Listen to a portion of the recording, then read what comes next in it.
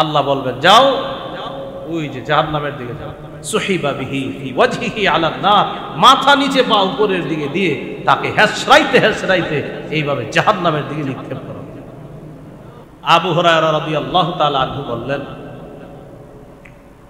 আল্লাহর কসম আমি তোমাকে এখন আল্লাহ রাসূল সাল্লাল্লাহু আলাইহি সাল্লামের একটা হাদিস শোনাবো, যে হাদিসটি নবী আমাকে বলেছেন আমি বুঝেছি, এই হাদিস আমি তোমাকে শোনাবো। এটা বলার সাথে সাথে আবু হুরায়রা রাদিয়াল্লাহু তাআলা বেহুশ হয়ে গেছে।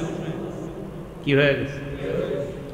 ফালাম্মা আফাকা, যখন তার হুশ ফিরে আসছে, হুশ ফিরে আসার সাথে সাথে তখন আবু হুরায়রা রাদিয়াল্লাহু তাআলা আনহু বললেন, আমি তোমাকে এমন একটি হাদিস শোনাবো যে হাদিসটি আল্লাহ রাসূল সাল্লাল্লাহু আলাইহি সাল্লাম আমাকে বলেছেন, হাদিসটি আমি বুঝেছি, আমি জেনেছি এবং আমার কাছে সর্বাধিক গুরুত্বপূর্ণ মনে হয়েছে, এই হাদিস আমি এখন তোমাকে শোনাবো।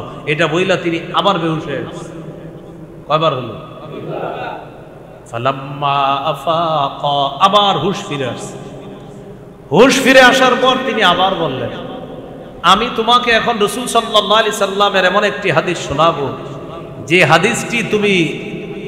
হাদিসটি আল্লাহ রাসূল সাল্লাল্লাহু আলাইহি সাল্লাম আমাকে বলেছেন, হাদিসটি আমি বুঝেছি, জেনেছি এবং এই হাদিসটি সর্বাধিক গুরুত্বপূর্ণ মনে হয়েছে। নবী আমাকে এই ঘরের মধ্যে বসে এই হাদিসটা শোনাইছে, এই হাদিস এখন আমি তোমাকে শোনাবো। এটা বইলা তিনি আবার বেহুশ হয়ে গেছে। কয়বার হলো? ফালাম্মা আফাকা, আবার হুশ ফিরে আসছে। হুশ ফিরে আসার পর তিনি বললেন, আমি তোমাকে এখন এমন একটি হাদিস শোনাবো যে হাদিস নবী এই ঘরে এখানে বসে আমাকে বলেছে, আমার আর নবীর মাঝে কেউ ছিল না, আমরা দুইজন ছিলাম, এমন একটি হাদিস তোমাকে আমি শোনাইতে চাই। এই হাদিসটি আল্লাহ রাসূল আমাকে এখানে বসে এই জায়গায় বসে আমাকে শুনিয়েছেন, আমার আর নবীর মাঝে কেউ ছিল না, আমরা দুইজন ছিলাম, হাদিসটি নবী আমাকে বলছে, আমি এখন তোমাকে শোনাবো। এটা বইলা আবার বেহুশ হয়ে গেছে। কয়বার হলো? তার মানে এমন একটা বিষয় বলতে চাইতেছেন উনি বলতে গিয়ে ভয়ে বারবার বেহুশ হয়ে যেতেছে। হুশ ফিরে আসছে চতুর্থবার। যিনি হাদিস শুনতে চাইতেছেন তিনি কি করলেন? তাকে হেলান দিয়ে বসাইলেন। আবু হুরায়রা রাদিয়াল্লাহু তাআলা আনহুকে নিজের সাথে হেলান দিয়ে বসায় ভালো করে ধরে বললেন, আপনি মেহেরবানি করে হাদিসটা শোনান। তা আবু হুরায়রা রাদিয়াল্লাহু তাআলা আনহু বললেন, কিয়ামতের ময়দানে বিচার ব্যবস্থা যখন শুরু হবে, জাহান্নামের আগুনকে প্রজ্বলিত করা হবে সর্বপ্রথম তিন ব্যক্তির মাধ্যমে। এর মধ্যে একজন আলেম, আরেকজন মুজাহিদ, আরেকজন দানশীল, এই তিনজনের মাধ্যমে জাহান্নামের আগুনকে প্রজ্বলিত করা হবে। তো এটা বলতে গিয়ে উনি বারবার বেহুশ হয়ে যাইতেছেন। তো আবু হুরায়রা রাদিয়াল্লাহু তাআলা আনহু তো একজন বড় আলেম, ওই যে তিনজনের একজন আলেম, এই জন্য এটা বলতে গিয়ে উনি বারবার বেহুশ হয়ে যেতেছেন। তো তিনি বলতে লাগলেন, আল্লাহ তাআলা আলেমকে ডাকলেন, ডাকার পর বললেন, আলাম উআল্লিমকা মা আনজালতু আলা রাসূলি, আমি আমার নবীর উপর যা নাজিল করেছি তা কি আমি তোমাকে শিক্ষা দেইনি?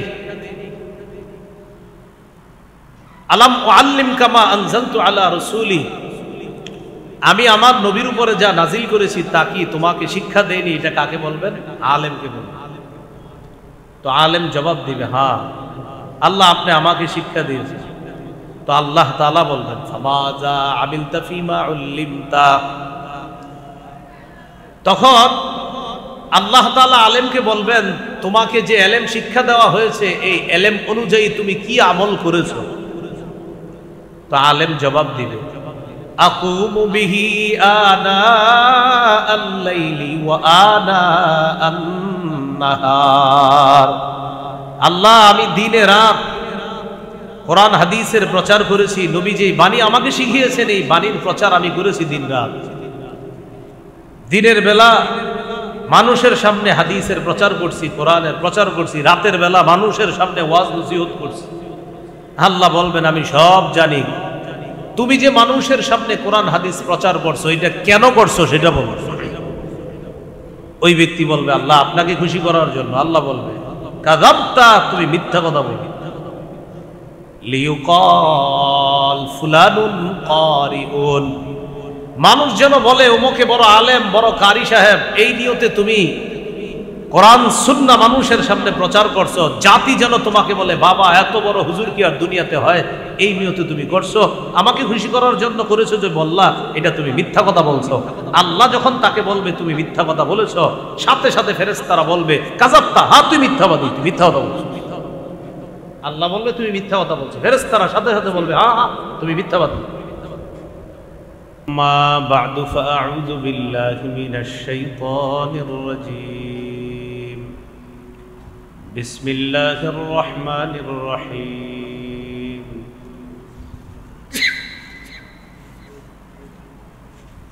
ইন্নাল্লাযীনা আমানু ওয়া আমিলুস সালিহাতি কানাত লাহুম জান্নাতুল ফিরদাউসি নুজুলা খালিদিনা ফীহা লা ইয়াবগুনা আনহা হিওয়ালা। وقال تعالى إن الذين آمنوا وعملوا الصالحات أولئك هم خير البرية. وقال تعالى يا أيها الذين آمنوا أطيعوا الله وأطيعوا الرسول ولا تبطلوا أعمالكم. وقال رسول الله صلى الله عليه وسلم لأعلمن أقواما من أمتي يأتون يوم القيامة بحسنات أمثال جبال تهامة بيضاء فيجعلها الله هباء منثورا. فقالوا صفهم لنا يا رسول الله. قال إنهم إخوانكم ومن جلدتكم يأخذون من الليل كما تأخذون ولكنهم أقوام إذا خلوا بمحارم الله انتهكوها أو كما قال عليه الصلاة والسلام. اللهم صل على محمد وعلى آل محمد كما صليت على إبراهيم وعلى آل إبراهيم إنك حميد مجيد. اللهم بارك على محمد وعلى آل محمد كما باركت على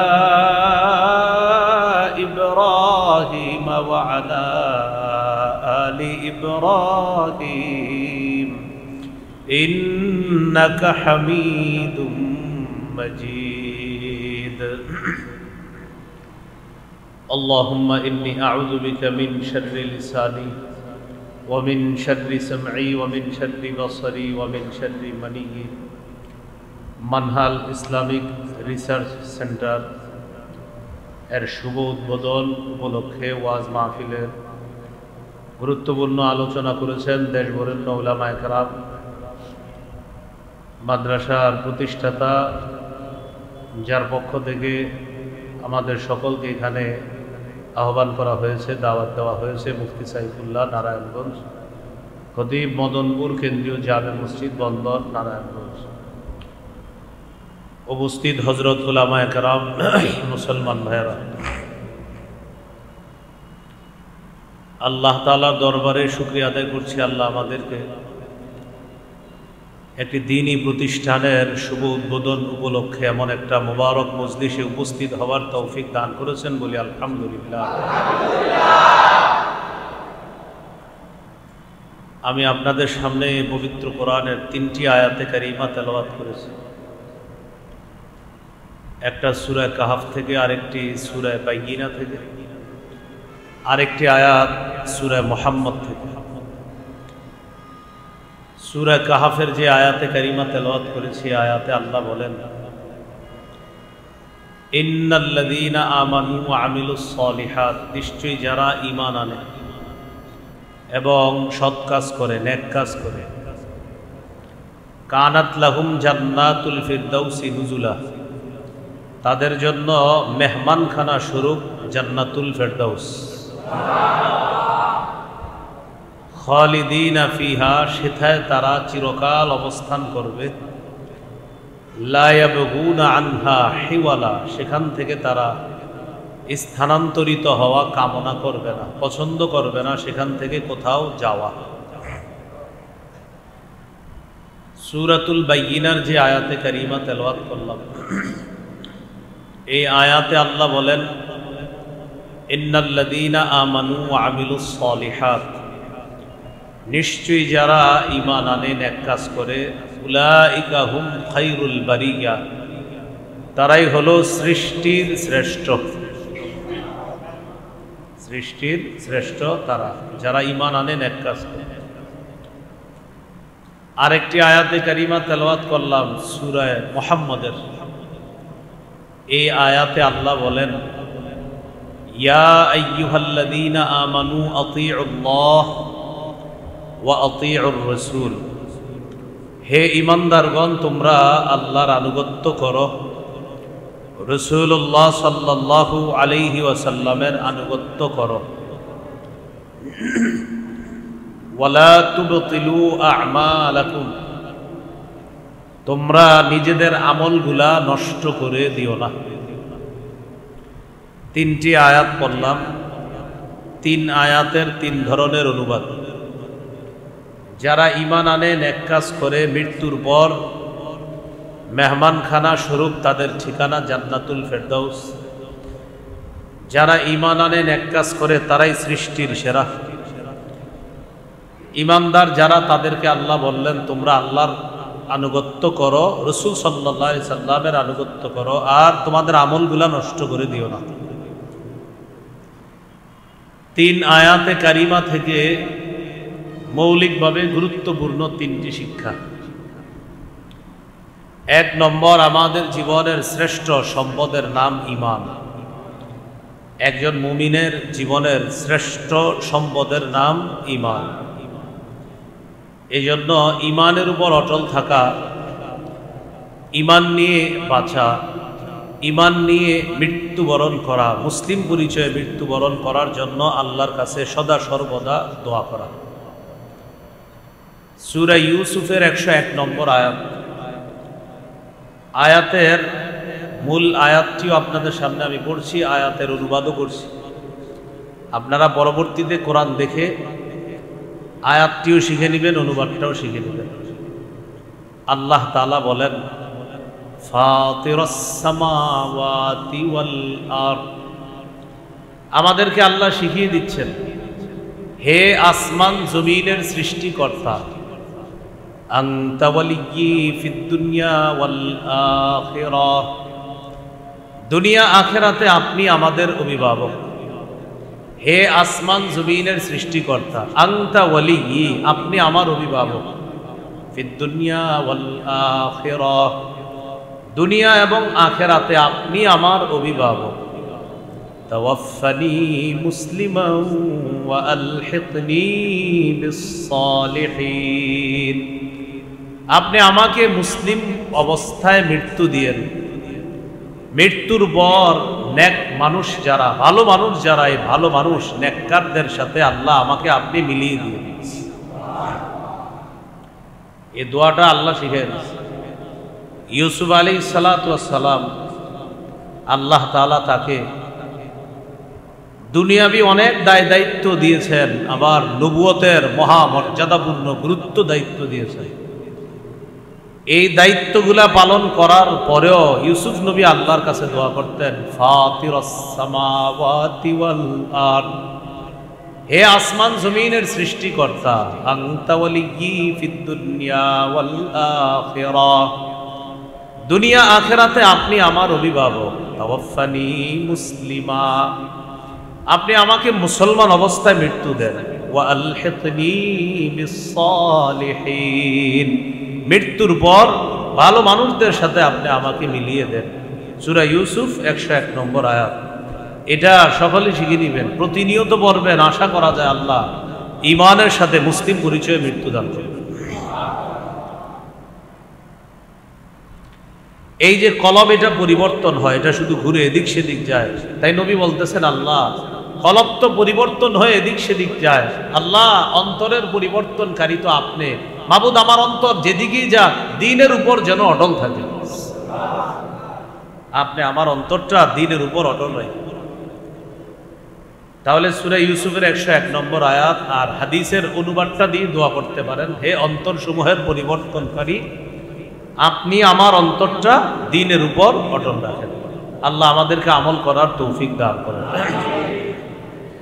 তাহলে আজকের প্রথম আমরা গুরুত্বপূর্ণ যে বিষয়টা শিখলাম সেটা হলো আমাদের জীবনের শ্রেষ্ঠ সম্পদ ঈমান। 2 নম্বর, ঈমান আনলাম যারা আমরা, আমাদের এরপরে গুরুত্বপূর্ণ আরেকটা শিক্ষা, নেক কাজ করা, ভালো কাজ করা, সৎ কাজ করা, আমলে সালেহ করা।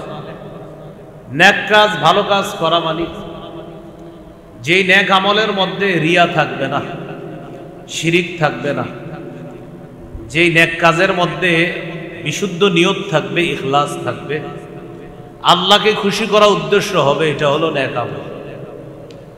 নাসাইর হাদিস 3140 নম্বর হাদিস। এই হাদিসের মধ্যে আছে রাসূলুল্লাহ সাল্লাল্লাহু আলাইহি সাল্লাম বলেন, ইন্নাল্লাহা লা ইয়াকবালু মিনাল আমালি ইল্লা মা কানা লাহু খালিসা। আল্লাহ বান্দার আমল ততক্ষণ কবুল করেন না যতক্ষণ আমলটা ইখলাসের সাথে আল্লাহর জন্য না হবে, ততক্ষণ এটা আল্লাহ কবুল করেন না। সহিহ বুখারীর 1 নম্বর হাদিস। قال رسول الله صلى الله عليه وسلم إنما الأعمال بالنيات। রাসূলুল্লাহ সাল্লাল্লাহু আলাইহি ওয়াসাল্লাম বলেন, আমলের প্রতিদান বিশুদ্ধ নিয়তের সাথে। এজন্য নেক কাজ যারা করব আমরা, নিয়ত বিশুদ্ধ হতে হবে, পরিশুদ্ধ নিয়ত থাকা লাগবে, বিশুদ্ধ নিয়ত থাকা লাগবে, বিশুদ্ধ নিয়তের সাথে নেক কাজ করা, ইখলাস থাকা, নেক কাজের মধ্যে লৌকিকতা না থাকা, শিরিক না থাকা। আল্লাহ আমাদেরকে কথাগুলা বোঝার তৌফিক দান করেন। তাহলে 1 নাম্বার ঈমান, 2 নাম্বার নেক কাজ। আব্দুল্লাহ ইবনে মাসউদ রাদিয়াল্লাহু তাআলা আনহুর বক্তব্য, তিনি বলেন, লা ইয়ানফাউ কাউলুন বিলা আমাল। আমল ছাড়া কথার তেমন কোনো মূল্য নাই, আমল ছাড়া কথা তেমন কোনো উপকার করবে না। ওয়ালা ইয়ানফাউ কাউলুন ওয়ালা আমালুন ইল্লা বিন্নিয়াহ। কথা এবং আমল কোনো উপকার করবে না বিশুদ্ধ নিয়ত ছাড়া।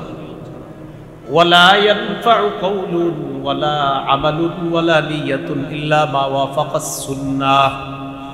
কথা, কাজ এবং নিয়ত কোনো উপকার করবে না ইল্লা মা ওয়াফাকাস সুন্নাহ, যতক্ষণ সুন্নাহ মোতাবেক না হবে। তাহলে আবার বুঝেন, কথার কোনো উপকার নাই আমল যদি না থাকে, কথা এবং আমলও কোনো উপকার করবে না যদি নিয়ত না থাকে। কথা, আমল, নিয়ত এটাও কোনো কাজে আসবে না যদি সুন্নাত মোতাবেক না হয়। তো আব্দুল্লাহ ইবনে মাসউদ রাদিয়াল্লাহু তাআলা আনহু বললেন, লা ইয়ানফাউ কাউলুন বিলা আমাল। কথা উপকার করে না আমল ছাড়া। ওয়ালা ইয়ানফাউ কাউলুন ওয়ালা আমালুন ইল্লা বিন্নিয়াহ। কথা এবং কাজ তেমন উপকার করে না নিয়ত ছাড়া। ওয়ালা ইয়ানফাউ কাউলুন ওয়ালা আমালুন ওয়ালা নিয়াতুন ইল্লা মা ওয়াফাকাস সুন্নাহ। কথা, কাজ, নিয়ত এগুলা তেমন কোনো উপকার করে না যতক্ষণ এটা সুন্নাহ মোতাবেক না হয়। কি মোতাবেক না হয়? সুন্নাহ মোতাবেক না হয় ততক্ষণ এগুলা তেমন কোনো কাজ হয় না। আল্লাহ আমাদের জীবনের সমস্ত নেকির কাজগুলা সুন্নাহ মোতাবেক করার তৌফিক দান করেন। আজকে মাগরিবের নামাজ পড়লেন, মাগরিবের নামাজে কেরাত পড়লেন, মাশাআল্লাহ মুখের ভালো কাজ হলো। মাগরিবের নামাজে রুকু করলেন, সিজদা করলেন, সুন্দর আমল হলো। মাগরিবের নামাজ পড়লেন আল্লাহকে খুশি করার জন্য, নিয়ত বিশুদ্ধ হলো। কিন্তু আপনি আল্লাহকে বেশি খুশি করার জন্য 3 রাকাতের জায়গায় 4 রাকাত পড়ছেন, কারণ 4 রাকাতের রুকুও বেশি, সিজদাও বেশি, সুবহান রাব্বিয়াল আযীম আলাও বেশি। 3 রাকাতের জায়গায় কত রাকাত পড়ছেন? 4 রাকাত। তাহলে কথাও ভালো, কাজও ভালো, নিয়তও ঠিক আছে, সুন্নাহ মোতাবেক হয় নাই মাগরিব, এজন্য আপনার নামাজ হবে না। আমাদের নবীজি মাগরিব শিখাইছে ফরজ কয় রাকাত? বাস এটাই। আল্লাহ আমাদেরকে বুঝার তৌফিক দান করেন। আর সামনে আসলে ওনাদের গরম লাগবে, এই জন্য কি করা বলেছে? হ্যাঁ, গরম লাগবে না? তাহলে আসেন। জি জি, যদি আরেকটু আগান তো মানুষগুলো বসতে পারে।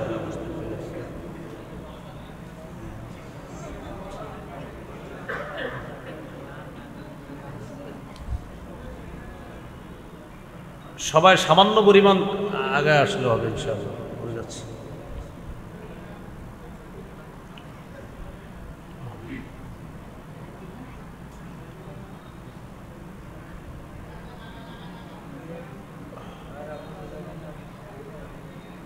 ঠিক আছে ঠিক আছে, বসে যাই, সবাই বসে যাই।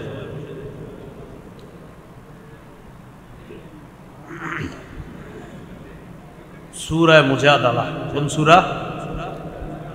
সূরা মুজাদালার মধ্যে আসছে 11 নম্বর আয়াত। ইয়া আইয়ুহাল্লাযীনা আমানু ইযা ক্বিলা লাকুম তাফাসসাহু ফিল মাজালিস ফাফসাহু ইয়াফসাহিল্লাহু লাকুম। হে ঈমানদারগণ, তোমাদেরকে যখন বলা হয় তোমরা জায়গা করে দাও, তখন অন্য ভাইদের জন্য মজলিসে জায়গা করে দিবা। আল্লাহ তোমাদেরকে জান্নাতে জায়গা করে দিবে। যারা জায়গা করে দিয়েছেন আশাবাদী আল্লাহ তাআলা জান্নাতে জায়গা দিবেন। মূল আলোচনায় চলে যাই আমরা। 3 আয়াতের 2টি আমাদের শিক্ষা হলো, 1 নাম্বার আমাদের শ্রেষ্ঠ সম্পদ ঈমান, 2 নাম্বার নেক আমল। নেক আমলটা হতে হবে বিশুদ্ধ নিয়তের সাথে, বিশুদ্ধ নিয়তের সাথে হওয়ার পাশাপাশি সুন্নাহ মোতাবেক হতে হবে। আল্লাহ তাআলা আমাদের কথা কাজ বিশুদ্ধ নিয়তের সাথে করার পাশাপাশি সুন্নাহ মোতাবেক করার তৌফিক দান করুন।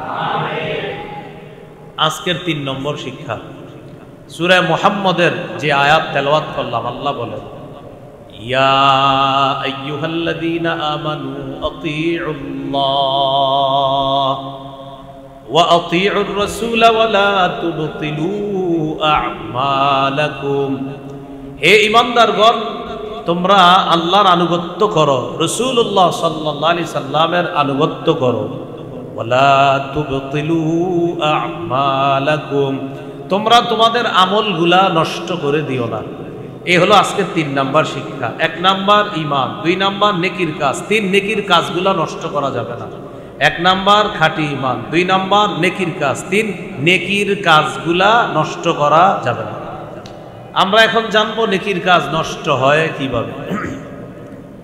ভালো আমল, ভালো কাজ বা অনেক কিছু করলেন আপনি, এগুলা নষ্ট হয়ে যাবে কিভাবে?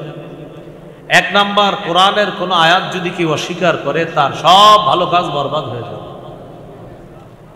সূরা আলী ইমরানের 21-22 নম্বর আয়াতে আল্লাহ বলেন ইন্নাল্লাযীনা ইয়াকফুরুনা বিআয়াতিল্লাহ ওয়া ইয়াকতুলুনান নাবিয়্যিনা বিগাইরি হাক্কিন ওয়া ইয়াকতুলুনাল্লাযীনা ইয়া'মুরুনা বিল কিসতি মিনান নাস ফাবাশশিরহুম বিআযাবিন আলীম।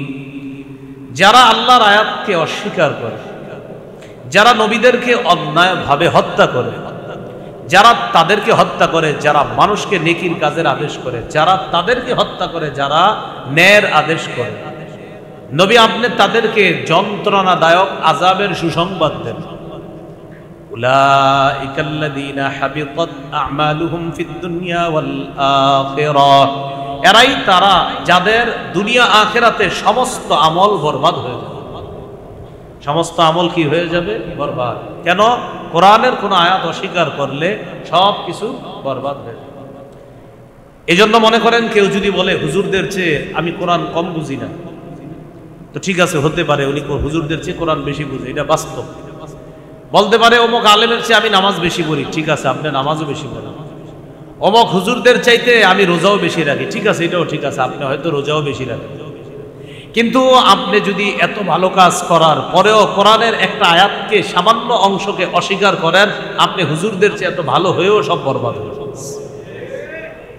মনে করেন কেউ ডায়লগ দিল, যারা আমাদের বিরুদ্ধে আজকে মিছিল করতেছে, যারা আমাদের বিরুদ্ধে আন্দোলন করে, তাদের চেয়ে আমরা নামাজ কম পড়ি না, তাদের চেয়ে কোরআন কম পড়ি না, তাদের চেয়ে রোজা কম রাখি না, এরকম যদি ডায়লগ দেয়, জবাবটা কি হবে? আপনি রোজাও বেশি রাখেন, নামাজও বেশি পড়েন, কোরআনও বেশি পড়েন, বাকি সূরা নিসার 11 নম্বর আয়াত যদি আপনি মানতে না পারেন, তো আপনার এই সমস্ত ভালো কাজ বরবাদ, আপনার ঈমান নাই, আপনার ঠিকানা জাহান্নাম।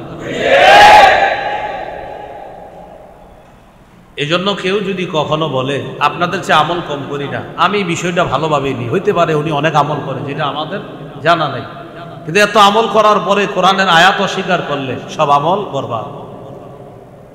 সূরা নিসার 11 নম্বর আয়াতে আল্লাহ স্পষ্ট বিধান দিয়েছেন, ইউসিকুমুল্লাহু ফি আওলাদিকুম লিযযাকারি মিসলু হাজ্জিল উনসায়াইন।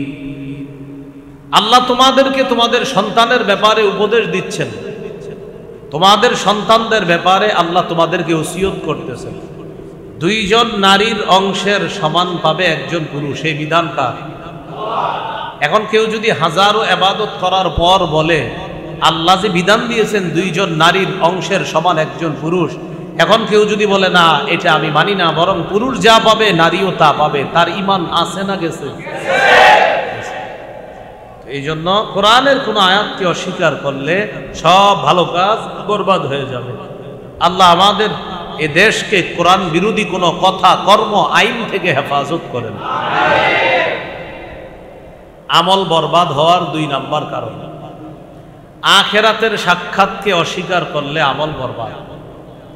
সূরা আলী ইমরান, সূরা আরাফে 147 নম্বর আয়াতে আল্লাহ বলেন, والذين كذبوا بآياتنا ولقاء الآخرة حبطت أعمالهم।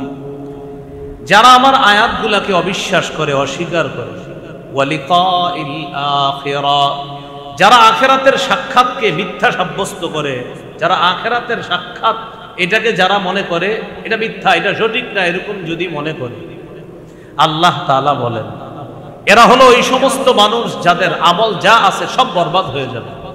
হাবিতাত আমালুহুম, তাদের আমল বরবাদ হয়ে যাবে। কেউ যদি দুনিয়াতে ভালো কাজ করে আর যদি বলে আখিরাত হতেও পারে নাও হতে পারে, দুনিয়ার সব ভালো কাজ বরবাদ হয়ে যাবে। বলেন আপনার আখিরাত কি হতে পারে না নিশ্চিত হবে? কেউ যদি বলে আখিরাত হতে পারে নাও হতে পারে, তার আমল নামা সব বরবাদ, ভালো কাজ করলো বরবাদ, কারণ তার আখিরাতের প্রতি ঈমান নেই।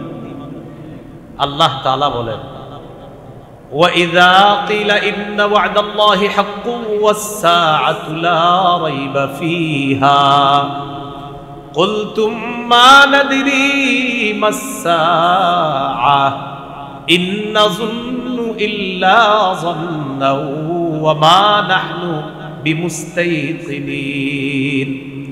কিছু মানুষ আছে এমন, তাদেরকে যখন বলা হয় আল্লাহর ওয়াদা সত্য, কিয়ামত হবে, এতে কোনো সন্দেহ নাই, তখন তোমাদের মধ্যে কিছু মানুষ তোমরা বলতা মা নাদরি মাসসাআ, আমরা জানি না কিয়ামত কি জিনিস। নাউজুবিল্লাহ। একদল মানুষের সামনে কিয়ামতের কথা বললে তারা বলে কিয়ামত আবার কি জিনিস। ইন্নাযুন্নু ইল্লা যান্না, তারা বলে আমরা শুধুমাত্র ধারণা রাখি। নাউজুবিল্লাহ। ওয়া মা নাহনু বিমুস্তাইকিনিন, কিয়ামতের বিষয়টা আমরা দৃঢ়ভাবে বিশ্বাস করি না, এটা তারা বলে। তাহলে একদল মানুষ কিয়ামতের বিষয় বললে বলে হতে পারে, ধারণা রাখি, হুজুররা জুমার নামাজে দেখি বয়ান করে, হইলে হইতেও পারে, বাকি নিশ্চিতভাবে বিশ্বাস করি না, এরকম যারা বলবে তাদের ঈমান শেষ। তারা হাজারো ভালো কাজ করলেও এই ভালো কাজের কোনো মূল্যায়ন থাকবে না যদি আখিরাতের সাক্ষাৎকে অস্বীকার করে। এ হলো আমল বরবাদের 2 নাম্বার কারণ। আমল নষ্ট হওয়ার 3 নাম্বার কারণ, সূরা হুদের 15-16 নম্বর আয়াতে আল্লাহ তাআলা বলেছেন। 3 নাম্বার কারণটা বাংলায় মনে রাখবো, বলেন প্রদর্শন প্রিয়তা। বলেন তো একটু, লৌকিকতা, লোক দেখানোর জন্য আমল করা। এই লোক দেখানোর জন্য আমল করলে আমল নষ্ট হয়ে যাবে, আল্লাহ আমল নষ্ট করে দিবে। লোক দেখানোর জন্য আমল করবে। সূরা হুদের 15-16 নম্বর আয়াতে আল্লাহ তাআলা বলেন মান কানা ইউরিদুল হায়াতাদ দুনিয়া ওয়া যিনাতাহা নুওয়াফি ইলাইহিম আমালাহুম ফিহা ওয়া হুম ফিহা লা ইউবখাসুন। যে ব্যক্তি পার্থিব জীবন কামনা করে, পার্থিব জীবনের সাজসজ্জা কামনা করে, নুওয়াফি ইলাইহিম আমালাহুম ফিহা, আল্লাহ বলেন যে ব্যক্তি পার্থিব জীবন এবং তার সাজসজ্জা কামনা করে, আমি তাকে দুনিয়াতে তার কর্মের প্রতিদান দিয়ে দিব, পরিপূর্ণ দিয়ে দিব। ওয়া হুম ফিহা লা ইউবখাসুন, একটুও কম দেওয়া হবে না। যারা পার্থিব জীবন আর সাজসজ্জা কামনা করে, যারা দুনিয়াতে মানুষকে দেখানোর জন্য কিছু করে, আমি তাদেরকে কর্মের প্রতিদান দুনিয়াতে পরিপূর্ণ দিয়ে দিব, একটুও কমানো হবে না, সব দিব। এরপরে আল্লাহ কি বলে দেন? উলাইকাল্লাযীনা লাইসা লাহুম ফিল আখিরাতি ইল্লান নার, এরা ওই সমস্ত মানুষ আখিরাতে তাদের জন্য আগুন ছাড়া কিছু থাকবে না।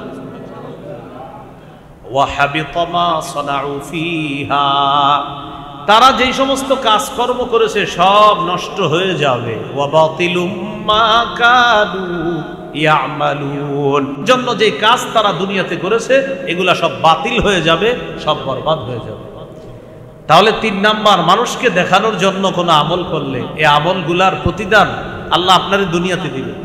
আবার বলছি, আপনি দুনিয়াতে যদি কিছু করেন দেখানোর জন্য, এটা আপনাকে দুনিয়াতে দিবে। যেমন খ্যাতি লাভ করা, প্রসিদ্ধি লাভ করার জন্য যদি আপনি কিছু করেন, এটা আল্লাহ আপনাকে দুনিয়াতে দিয়ে দিবে। খ্যাতি লাভ, প্রসিদ্ধি লাভ করার জন্য কিছু করতেছেন, আপনি ওয়াজ করেন, আপনার নিয়ত হলো পুরো বাংলাদেশের না সারা দুনিয়ার মানুষ যেন আপনারে চিনে, এই নিয়তে যদি বয়ান করেন, এটাও আল্লাহ আপনার পুরা করবে, চাহিদা পুরা করবে দুনিয়াতে। আখেরাতে আগুন ছাড়া কিছু থাকবে না। আখেরাতে কি ছাড়া কিছু থাকবে না? আগুন ছাড়া। তিরমিজির হাদিস 2382, 2383 নম্বর হাদিস। এই হাদিসের মধ্যে আছে সুফাই আল আসবাহি রহমতুল্লাহি আলাইহি, একজন তাবিঈ। এই তাবিঈ একদিন এক শহরে প্রবেশ করলেন, করার পর দেখে অসংখ্য অগণিত মানুষ ক্লাস করতেছে, তাদেরকে ক্লাস করাইতেছেন এক ব্যক্তি। ক্লাস শেষ হওয়ার পর তিনি জিজ্ঞাসা করলেন, আচ্ছা তিনি কে?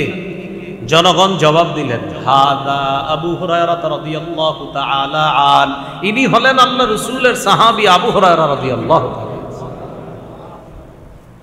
তো আবু হুরায়রা রাদিয়াল্লাহু তাআলা আনহু একটা ঘরে ঢুকলেন, তিনিও পিছনে পিছনে ওই ঘরে ঢুকলেন। ঢোকার পর সাহাবী আবু হুরায়রা রাদিয়াল্লাহু তাআলা আনহুকে বললেন, আমি আপনাকে একটা বিষয় জানতে চাই, এই জন্য আপনার পিছনে পিছনে আসছি।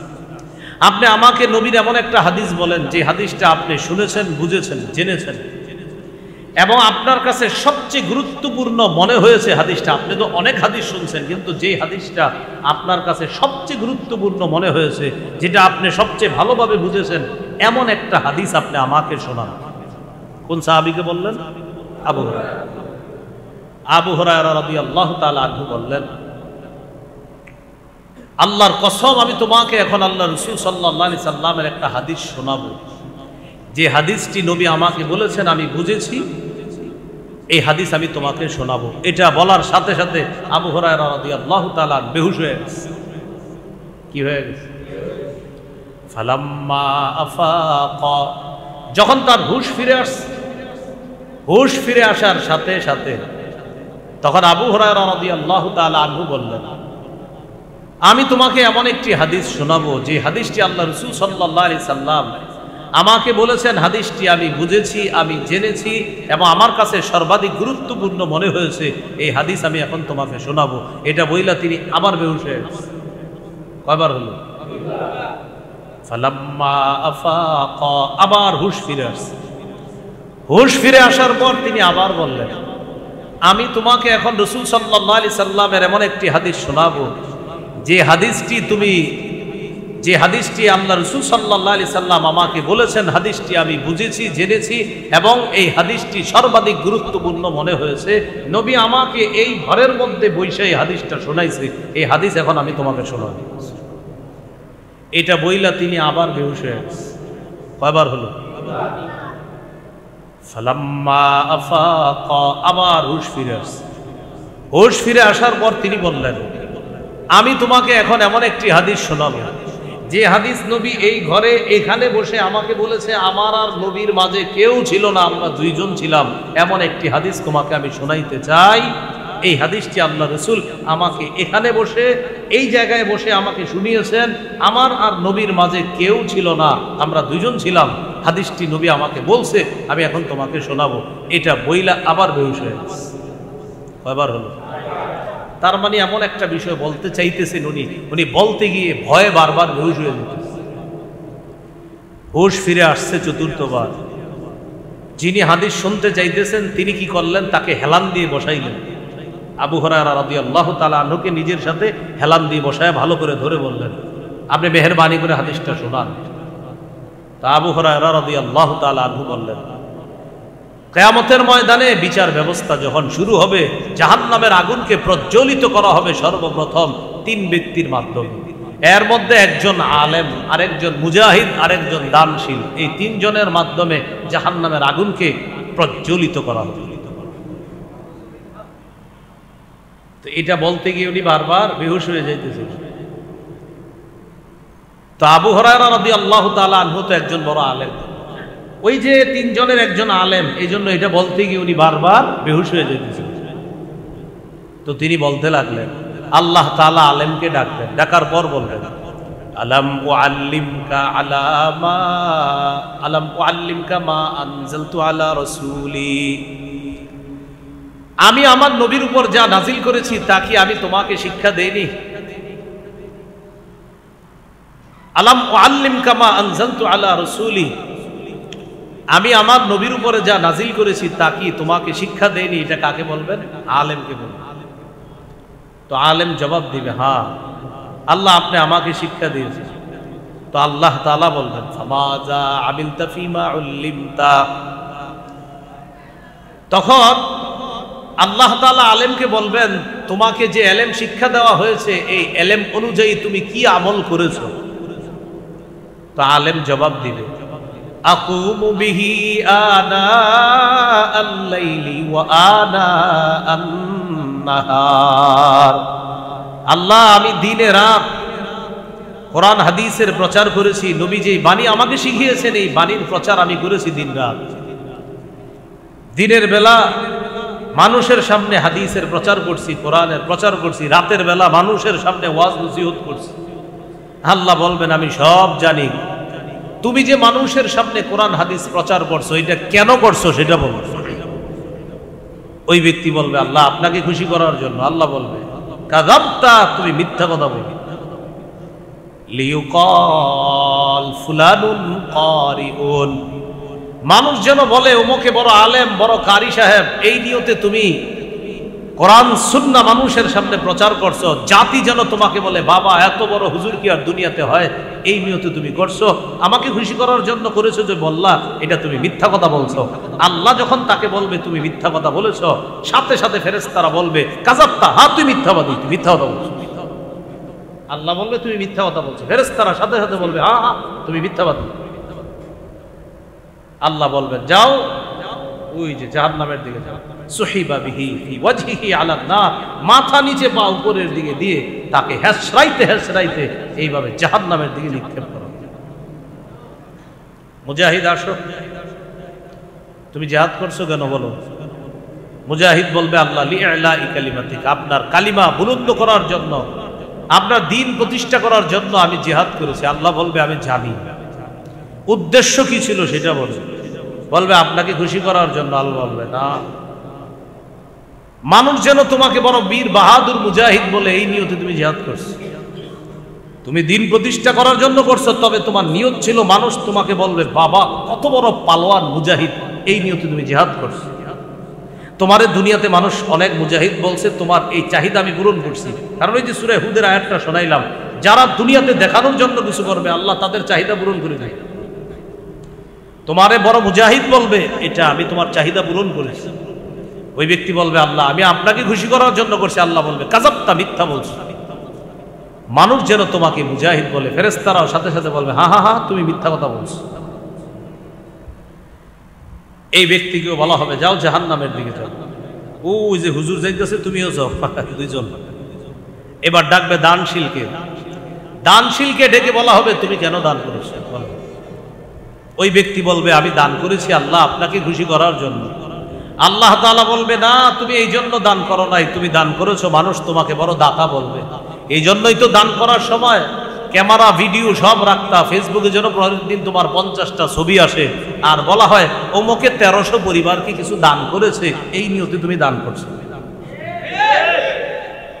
তো তোমার নিয়তটা পুরা করেছি আমি আল্লাহ। তোমার দুনিয়াতে মানুষ বহুত দানশীল বলতো, তুমি বাংলাদেশের 10 জন দানবীরের একজন, এই নিয়তে তুমি যদি করে থাকো সেটা আমি পুরা করেছি। যাও, ওই যে 2 জন যেদিকে যায় ওই দিকে যাও, মাথা নিচে পা উপরের দিকে দিয়ে হেসরাইতে হেসরাইতে জাহান্নামে নিক্ষেপ করা হবে। আমল বরবাদের 3 নাম্বার কারণ প্রদর্শন প্রিয়তা, লোক দেখানো 3 নাম্বার কারণ। এটা হলো আমল বরবাদের 3 নাম্বার কারণ, লোক দেখানো, এটা 3 নাম্বার কারণ। এখানে একটা মাসালা মনে রাখা, কেউ যদি আল্লাহকে খুশি করার জন্য ইবাদত করেন, এতে যদি মানুষ প্রশংসা করে ফেলে সেক্ষেত্রে কি হবে? মানে মানুষকে দেখানোর জন্য না, করছেন কার জন্য? কিন্তু মানুষ কি করছে? প্রশংসা। সহিহ মুসলিমের বর্ণনা, এক সাহাবী রাসূল সাল্লাল্লাহু আলাইহি সাল্লামকে প্রশ্ন করলেন, ইয়া রাসূলুল্লাহ, কেউ যদি আল্লাহকে খুশি করার জন্য ইবাদত করে আর বান্দা যদি প্রশংসা করে সেটার কি হবে? নবীজি বললেন, তিলকা আজিলু বুশরাল মুমিন, এটা মুমিনের নগদ সুসংবাদ। মুমিন ইবাদত কার জন্য করছে? এতে মানুষ করছে প্রশংসা। নবীজি বলেন, মানুষ যদি তোমার প্রশংসা করে আর তুমি ইবাদত আল্লাহর জন্য করো, এটা লোক দেখানো হবে না, এটা মনে করবা দুনিয়াতে আল্লাহর পক্ষ থেকে তোমার জন্য নগদ সুসংবাদ। তাহলে মূল বিষয়টা বুঝলাম, ইবাদত করব কার জন্য? প্রশংসা কেউ করুক বা না করুক, আমি আমল করব কার জন্য? কেউ যদি করে ফেলে সেটা কার পক্ষ থেকে সুসংবাদ? আল্লাহ আমাদেরকে বোঝার তৌফিক দান করে। তাহলে আমল বরবাদের 3 নাম্বার কারণ, লোক দেখানো আমল করা যাবে না, করলে বরবাদ সব। আল্লাহ হেফাজত করে। 4 নাম্বার শিরিক করা। কি করা? শিরিক করা। সূরা জুমারের 65 নম্বর আয়াতে আল্লাহ বলেন, ওয়ালাকাদ উহিয়া ইলাইকা ওয়া ইলাল্লাযীনা মিন ক্বাবলিক লাইন আশরাকতা লায়াহবাতান্না আমালুকা ওয়া লাতাকুনান্না মিনাল খাসিরিন।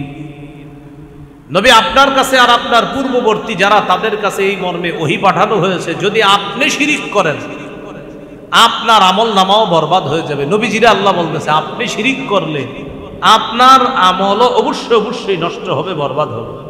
তো নবীজি তো শিরিক করবে না। আসলে নবীজিরে বইলা ধমকটা আল্লাহ আমাদেরকে দিতেছে যে দেখো আমার হাবিব, আমার পরে যিনি শ্রেষ্ঠ, এই জগৎ ওই জগৎ সব জগতে আল্লাহর পরে যিনি শ্রেষ্ঠ, তাকে আল্লাহ বলতেছে, হাবিব আপনি যদি শিরিক করেন আপনার আমলও বরবাদ হয়ে যাবে। তাহলে একটু ভাবেন, আমাদের তো আমলই নাই, নবীর আমলের শেষ নাই, সেখানে আল্লাহ বলতেছে আপনি শিরিক করলে আমল বরবাদ, আর আমাদের তো আমলই নাই, সেখানে শিরিক করলে থাকবে কি? আল্লাহ আমাদের সকলকে হেফাজত করেন। তাহলে শিরিক মুক্ত আমল করা, কি মুক্ত আমল করা? শিরিক মুক্ত আমল।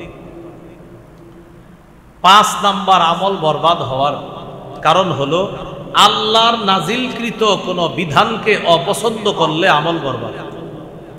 আল্লাহর একটা বিধানকে আপনি অপছন্দ করেন, ভালো লাগে না, নাউজুবিল্লাহ, আল্লাহর সব কিছু ভালো লাগতেই হবে আপনার। তা আপনার যদি ভালো না লাগে সব বরবাদ হয়ে যাবে। সূরা মুহাম্মদের 9 নম্বর আয়াতে আল্লাহ বলেন, যালিকা বিআন্নাহুম কারিহু মা আনজালাল্লাহ ফাআহবাতা আ'মালাহুম। এটা এই কারণে যে তারা অপছন্দ করেছে মা, এমন জিনিস, আনজালাল্লাহ, যা আল্লাহ নাজিল করেছে, আল্লাহ নাজিলকৃত কোনো বিধান তারা অপছন্দ করেছে। ফাআহবাতা আ'মালাহুম, ফলে আল্লাহ তাদের আমলগুলা নষ্ট করে দিয়েছে। বলি নাউযুবিল্লাহ। সূরা আ'রাফের 54 নম্বর আয়াতে আছে, আলা লাহুল খালকু ওয়াল আম, শোনো সাবধান, সৃষ্টি যার, হুকুম তার, সৃষ্টি যার, হুকুম তার। বলেন তো আমরা কার? আমাদের এই শরীরটা সৃষ্টিকার। এই শরীর কিভাবে চলবে, আইন হবে কার? এটার পরিবর্তে কেউ যদি বলে শরীর আমার, সিদ্ধান্ত আমার, বাস সে দুনিয়াতে ভালো কাজ করলেও সব বরবাদ। শরীর আমার, সিদ্ধান্ত আমার বলা যাবে না। বলেন আমার সাথে সবাই, শরীর বলেন, শরীর আল্লাহ, সিদ্ধান্ত আল্লাহ। তাহলে আমি এক অংশ, বাকি অংশ আপনারা। শরীর শরীর সিদ্ধান্ত, শরীর আমার সিদ্ধান্ত আমার বলা যায়, শরীর আল্লাহর সিদ্ধান্ত আল্লাহ। তো 5 নাম্বার আমল বরবাদির কারণ হলো আল্লাহর নাজিলকৃত কোনো বিধান যদি কেউ অপছন্দ করে, বাস আমল সব নষ্ট হয়ে যায়। সূরা নূরের 2 নম্বর আয়াতে আছে, আয-যানিয়াতু ওয়াজ-যানি ফাজলিদু কুল্লা ওয়াহিদিম মিনহুমা মিআতা জালদা। ব্যভিচারিণী নারী পুরুষ যদি অবিবাহিত হয় তাদেরকে 100 বেত্রাঘাত করা হবে, আর যদি তারা বিবাহিত হয় তাদেরকে পাথর মেরে হত্যা করা হবে। বিধানকার এই বিধানের পরিবর্তন করে, এই বিধানকে উপেক্ষা করে, এই বিধানকে পাশ কাটিয়ে, এই বিধানকে চ্যালেঞ্জ করে কেউ যদি বলে যৌন কর্মীদেরকে শ্রম অধিকার আইনে শ্রমিকদের প্রতিষ্ঠা, শ্রমিকদের মর্যাদা দেওয়া, তাহলে এই কথা বলা মানে আল্লাহর কোরআনের বিধানকে অপছন্দ করা। কেউ যদি বলে যৌন কর্মীদেরকে শ্রমিকের মর্যাদা দেওয়া, আর যদি বলে উনি অনেক ভালো কাজ করে, আমরাও বলি আপনি অনেক ভালো কাজ করেন, কিন্তু আল্লাহর কোরআনের সূরা নূরের 2 নম্বর আয়াতের বিধান আপনার ভালো না লাগার কারণে আপনার সব ভালো কাজ বরবাদ। বুঝে বুঝে আসছে না হুদাই বুঝে আসছে? মাহফিলে অনেক সময় রেডিমেড ঠিকও করে, মানে হুদাই ঠিক করে। আপনারা বুঝে বলতেছেন তো? মাশাআল্লাহ। তো সূরা নূরের 2 নম্বর আয়াতে আছে, অবিবাহিত নারী পুরুষ তারা যদি জিনা করে তাদেরকে 100 বেত্রাঘাত, বিবাহিত হলে পাথর মেরে হত্যা করা। এটা সূরা নূরের 2 নম্বর আয়াত। এই বিধানটা কার? আল্লাহ। এই বিধানটা আমাদের পছন্দ করতে হবে। এখন কেউ যদি এই বিধানটা অপছন্দ করে আর যদি বলে আমি কি কোরআন কম পড়ি, মানে উনি বলে কি আমি কি কোরআন কম পড়ি, আমরাও বলি আপনি কোরআন বেশিই পড়েন, কিন্তু এই বিধান অপছন্দ করার কারণে আপনি কোরআন হাজারও পড়লে আপনার একটু সওয়াব হবে, সব বরবাদ, কারণ আপনি রবের বিধান অপছন্দ করছেন। এ হলো আমল বরবাদির 5 নম্বর কারণ। আমল বরবাদের 6 নম্বর কারণ আল্লাহর সন্তোষ সাধনকে অপছন্দ করা। আল্লাহর সন্তোষ সাধনকে অপছন্দ করা মানে আল্লাহ একটা জিনিস পছন্দ করে, এটা আপনি অপছন্দ করেন, নাউজুবিল্লাহ পড়েন। সূরা মুহাম্মদের 28 নম্বর আয়াতে আল্লাহ বলেন, যালিকা বিআন্নাহুম ইত্তাবাউ মা আসখাতাল্লাহ ওয়া কারিহু রিদওয়ানাহু ফাআহবাতা আ'মালাহুম। এটা এই কারণে যে তারা ইত্তাবাউ অনুসরণ করেছে, মা আনজালাল্লাহ যা আল্লাহ নাজিল করেছে, এই আল্লাহর নাজিলকৃত বিষয় তারা অনুসরণ করেছে। তো যালিকা বিআন্নাহুম ইত্তাবাউ, তারা এই কারণে মা যালিকা বিআন্নাহুম ইত্তাবাউ, এটা এই কারণে যে তারা অনুসরণ করেছে ও মা আসখাতাল্লাহ, এমন জিনিস যা আল্লাহকে রাগায়া দিয়েছে, আল্লাহকে রাগান্বিত করে দিয়েছে। আবার বলছি যালিকা, এটা এই কারণে বিআন্নাহুম ইত্তাবাউ মা আসখাতাল্লাহ, তারা অনুসরণ করেছে এমন জিনিসের মা যা আসখাতাল্লাহ, আল্লাহকে অসন্তুষ্ট করে দিয়েছে। ওয়া কারিহু, আর তারা অপছন্দ করেছে রিদওয়ানা, আল্লাহর সন্তোষ সাধনকে তারা অপছন্দ করেছে। যেমন বলেন তো, নবীদেরকে নির্বাচিত করেছে কে? নবীদেরকে মানুষের মধ্য থেকে নির্বাচন করেছেন কে? সাহাবীদেরকে নবীর সাহাবী হওয়ার মর্যাদা দিয়েছেন কে? এটা আপনার যদি মনে হয় ইস আমি কেন সাহাবী হইলাম না, আমার হওয়া উচিত ছিল, আমার দরকার ছিল, মানে কি? আল্লাহ পছন্দ করছে যাদেরকে, তারাই সাহাবী হয়েছে। আমি আপনি সাহাবী যদি হইতে পারতাম তাহলে আমরা অনেক খুশি হইতাম, বাস আল্লাহ আমাদেরকে এই যুগের জন্য নির্বাচন করছে, এটাই আমরা খুশি। মুহাম্মদ সাল্লাল্লাহু আলাইহি সাল্লাম তায়েফবাসীদেরকে দাওয়াত দিতে গেছে। প্রথমে আপন 3 ভাইকে দাওয়াত দিলেন, একজনের নাম হাবিব, আরেকজনের নাম মাসুদ, আরেকজনের নাম আব্দে ইয়ালিল ইবনে কুলাল, এই নামটা মুবারিত আসছে। তো 3 জনের দাওয়াত দেওয়ার পর একজনে বলে, আল্লাহ তোমার ছাড়া কি আর কাউরে পাইলো না নবী বানাইতে? আরেকজন বলে, আচ্ছা কুরাইশ বংশ ছাড়া কি আর কোনো বংশ ছিল না নবী বানাইতে? আরেকজন বলল, মোহাম্মদ তোমার চেহারাটাও দেখতে চাই না, যাও। এখন দেখেন, কুরাইশ বংশে নবী নির্বাচন করেছেন কে? মুহাম্মদ সাল্লাল্লাহু আলাইহি সাল্লামকে নবী হিসেবে নির্বাচিত করেছেন কে? এরা বলে এদের পছন্দ হয় না। তো আল্লাহর সন্তোষ সাধনকে যদি কেউ অপছন্দ করে, সে যদি হাজারো ভালো কাজ করে, তার সব ভালো কাজ বরবাদ হয়ে যাবে। তো সূরা মুহাম্মদের 28 নম্বর আয়াতে আল্লাহ বলেন, যালিকা বিআন্নাহুম ইত্তাবাউ মা আসখাতাল্লাহ আসখাতাল্লাহ, এটা এই কারণে যে তারা অনুসরণ করেছে মা আসখাতাল্লাহ, এমন জিনিস যা আল্লাহকে রাগান্বিত করে দেয়, অসন্তুষ্ট করে দেয়। ওয়াকারিহু রিদওয়ানাহু ফাআহবাতা আ'মালাহুম, তারা আল্লাহর সন্তোষ সাধনকে অপছন্দ করেছে, ফলে আল্লাহ তাদের আমল বরবাদ করে দিয়েছে। তাহলে কি শিখলাম? আল্লাহ যা নির্বাচন করেছেন, আল্লাহ যা পছন্দ করেছেন, এটা আমার পছন্দ করা, এটা আমার মেনে নেওয়া। মুসা নবীকে আল্লাহ নবী বানিয়েছেন, এটা আমি মেনে নেওয়া। হারুন নবীকে আল্লাহ নবী বানিয়েছেন, এটা আমাদের মেনে নেওয়া। আদম নবীকে আল্লাহ মানুষের মধ্যে সর্বপ্রথম মানুষ হিসাবে নির্বাচন করেছেন। কারণ আপনার মনে হইলো তাহলে আদম নবীরে করলে আমারে কেন করলো না আল্লাহ প্রথম মানুষ? এটা আপনার মনে যেন না আসে। আদম নবীকে প্রথম মানুষ হিসেবে আল্লাহ নির্বাচন করেছেন, এটাই আল্লাহর পছন্দ, এটাই আল্লাহর সন্তুষ্টি। আল্লাহর সন্তোষ সাধনকে মেনে নেওয়া। যদি মেনে না নেই তাহলে আমল নামা সব বরবাদ করে দিবেন আল্লাহ। এই হলো 6 নাম্বার কারণ। আমল বরবাদের 7 নাম্বার কারণ, কেউ যদি আল্লাহর রাস্তায় বাধা দেয়। নাউজুবিল্লাহ পড়েন।